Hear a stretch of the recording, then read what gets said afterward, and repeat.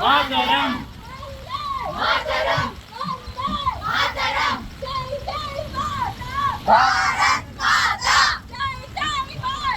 భారత్ మాతా మాతరం మాతరం. పురోగతి మనకి ఎంతో సంతోషాన్ని కలిగిస్తుంది.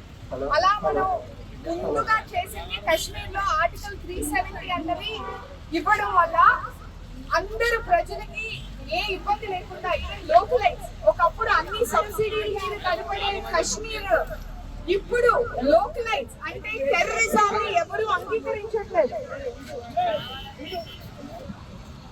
టెర్రరిజాన్ని ఎవరు అంగీకరించట్లేదు. ఒకప్పుడు వాళ్ళకి ఫైనాన్షియల్ క్రైసిస్ వల్ల వాళ్ళకి మేము డబ్బులు ఇస్తామంటే టెర్రరిజం లోకి సహకరించే వాళ్ళు. ఇప్పుడు టూరిజం విపరీతంగా డెవలప్ అయింది.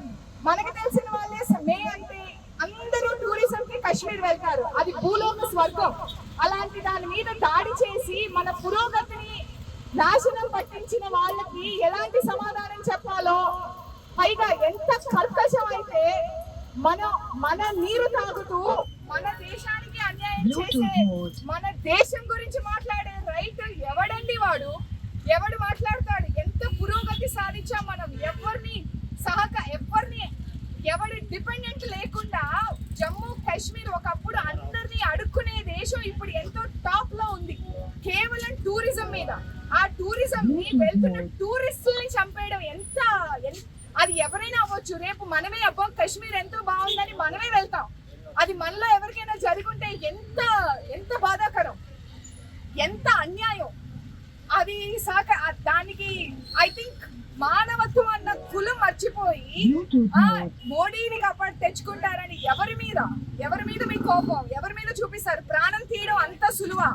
మనుషులు చంపడం అంత సులువా? రాక్షసత్వం అది. ఎవ్వరూ నాకు తెలిసి ఏ కుటుంబం కూడా సహకరించదు. ఏ మనిషి ముఖ్యంగా ఒక భారతీయుడికి రక్తం మరిగిపోతుంది.